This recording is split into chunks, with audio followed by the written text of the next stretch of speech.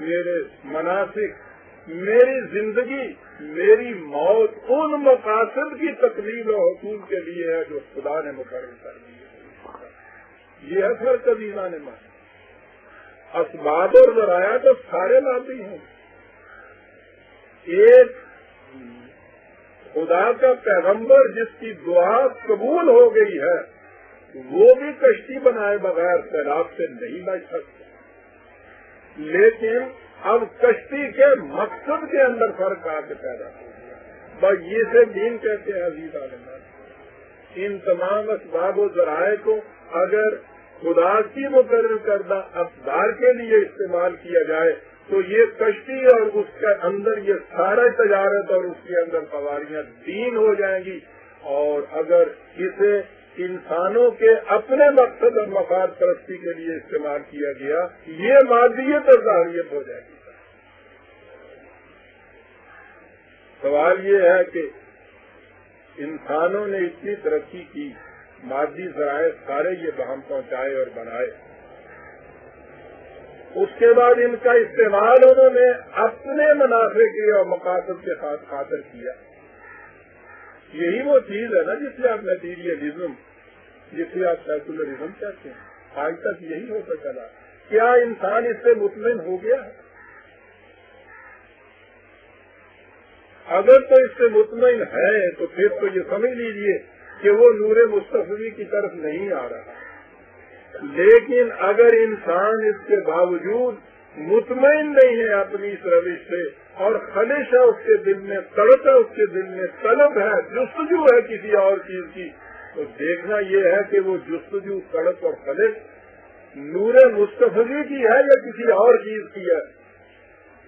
میں چاہتا تو اس کے اوپر بیسیوں آپ کے سامنے عصر حاضر کے مفکرین کے اقتباسات پیش کرتا. موضوع دوسرا ہے اور وقت کم ہے. صرف ایک اقتباس دیجیے. امریکہ کا سائیکالوجسٹ بھی ہے، فلاسفر بھی ہے، ایرک فرام. اس ہمارے زمانے میں وہاں بہت ممتاز حیثیت ہے اس شخص کی. اس کی ایک کتاب ہے دی سین سوسائٹی، بڑی عجیب کتاب. سین سوسائٹی کے اندر کہتا ہے کہ انسانوں کو ضرورت ہے ایک ایسے نظام کی جو انسان کی ارتقائی منازل کا ساتھ دے گا. اس کی سب سے بڑی خصوصیت یہ ہوگی کہ وہ عالمگیر ہوگا اور منتشر انسانیت کو ایک وحدت میں منسلک کر دے گا، جو مشرق و مغرب کی تمام تعلیمات کا مہیمن ہوگا.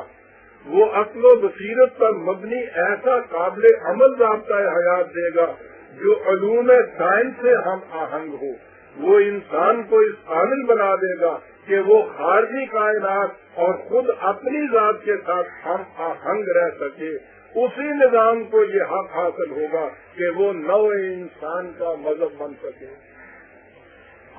ہم پوچھتے ہیں ایرک فرام سے اور اس کے ہم آہنگ دوسرے مفکرین سے کہ یہ جس نظام کا تصور تمہارے عالم تخیل میں ابھی ہے، سوچو تو صحیح کہ یہ دین محمدی کے علاوہ کوئی اور نظام دنیا کا ان شرائط اور ان تقاضوں کو پورے کر سکتا ہے؟ ہنوز اندر تلاش مصطفی آ رہی ہے انسانیت اس کی طرف ابھی جانے. داستان حضرت نوح علیہ السلام کی ایک اور کڑی ہوئی.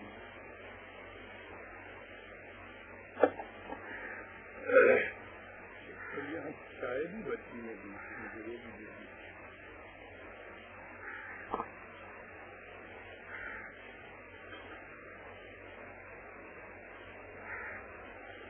پوری تاریخ انسانیت میں. آپ دیکھیے انسانوں نے پہلے اپنی قومیت یا وجہ اجتماعیت نسل کو قرار دیا، قبیلوں کو قرار دیا، خون کے اشتراک کو قرار دیا، وطن کے اشتراک کو قرار دیا.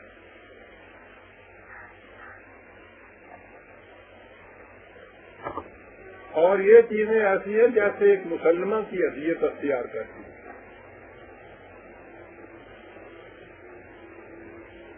آپ دیکھیے کہ 6-7 ہزار سال پہلے وحی کی پہلی آواز جب آئی ہے اس نے معیار کیا قرار دیا؟ بڑی گہری چیز۔ حضرت نوح علیہ السلام سے خدا نے یہ وعدہ کیا تھا کہ ہم تیرے اہل کو بچا لیں گے۔ کشتی بنی، اس میں آپ اور آپ کی جماعت کے لوگ سوار ہوئے۔ حقیقی بیٹا وہ اسلام نہیں لایا تھا، ایمان نہیں لایا تھا، بیٹا تھا، وہ باہر لگے ساحل کھڑا تھا۔ آپ نے اسے آواز دی، اس نے کہا کہ نہیں، میں آپ کی جماعت کے اندر شریک نہیں ہوں۔ ایک بہت بڑی تلاطم خیز موج آئی، اس بیٹے کو بہا کے لے گئے۔ حضرت نوح علیہ السلام نے خدا سے کہا کہ یا اللہ، نادى نوح ربه فقال رب ان ابنی من اہلی وان وعدک الحق وانت احکم الحاکمین۔ یا اللہ، ویسے تو آپ احکم الحاکمین ہیں، آپ کا ہی فیصلہ آخری فیصلہ، میں اس کو تو چیلنج نہیں کرتا، لیکن تیرے وعدے تو ہمیشہ سچے ہوتے ہیں، اور تیرا وعدہ یہ تھا کہ میرے اہل کو تو بچا دے گا، اور بیٹا تو سب سے پہلے اہل ہوتا ہے، تو پھر اسے کیوں نہ بچایا گیا؟ بیٹا اہل ہوتا ہے، اس میں آج بھی کسی کے ذہن میں کوئی کسی قسم کا شک و شبہ ہے کہ بیٹا اہل ہوتا ہے؟ آپ کو معلوم ہے آواز کی تھی، کہا کہ نوح تم غلط نگہی میں مبتلا ہو گئے۔ یہ ٹھیک ہے کہ یہ اہل اور غیر اہل کی تمیز یہ عام انسانی سطح کے اوپر تو ہے، دین کی سطح پہ یہ معیار بدل جاتا ہے۔ اس میں اہل وہ ہوتا ہے جو ایمان کے درجے میں تمہارے ساتھ مشترک ہے، اگر بیٹا بھی ایمان میں مشترک ہے تو وہ اہل میں بھی نہیں ہو سکتا۔ اپنے اور بیگانوں کا معیار یہ ہے کہ جو ایمان کے رشتے میں مشترک ہے تمہارے ساتھ، وہ تمہارا اپنا ہے۔ حضرت ابراہیم علیہ السلام کی آواز میں فمن تبعنی فإنہ منی، جو میرے پیچھے چلے گا وہ میرا ہے، اور جو میرے پیچھے نہیں چلے گا، حقیقی بیٹا بھی کیوں نہ ہو، باپ بھی کیوں نہ ہو حضرت ابراہیم کا، بیوی بھی کیوں نہ ہو حضرت لوط کی، وہ اپنوں میں شمار نہیں ہو سکتے۔ محمد رسول اللہ صلی اللہ علیہ وسلم کے حقیقی چچا عباس ابو لہب، حقیقی داماد عمر ابن عاص، ابو لہب، یہ سارے کے سارے غیر قوم کے، زبان وہی، نسل وہی، خون وہی، رنگ وہی، اتنے قریبی عزیز سارے، یہ سارے غیر قوم کے، اور حبش کا بلال، فارس کا سلمان، روم کا صہیب، یہ سارے اپنی قوم کے افراد، یہ تھا معیار قومیت کو مقرر کیا تھا۔ دنیا چلی جا رہی ہے آگے نور مصطفی کی تلاش میں۔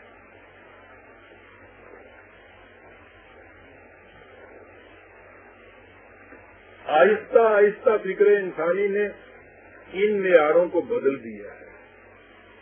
اب آخری معیار جو آ رہا ہے وہ وطن کا معیار ہے۔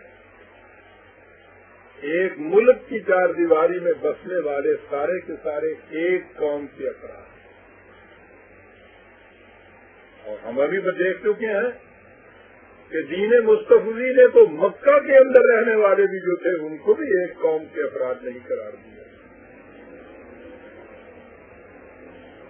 لیکن ابھی انسانوں کی فکر یہاں تک پہنچی ہے۔ صرف سوال یہ ہے کہ کیا فکر انسانی اس سے مطمئن ہو گئی ہے کہ یہ جو اب ہم نے معیار مقرر کیا ہے قومیت اور اجتماعیت کا، یہ واقعی ہمارے لیے نجات دہندہ ثابت ہوگا، یا وہ ابھی تک اسی عدم اطمینان کی جہنم میں چل رہی ہے؟ اگر اب بھی اطمینان نہیں ہے تو سوال یہ ہے کہ انسانی فکر کا رخ کس سمت کو ہے؟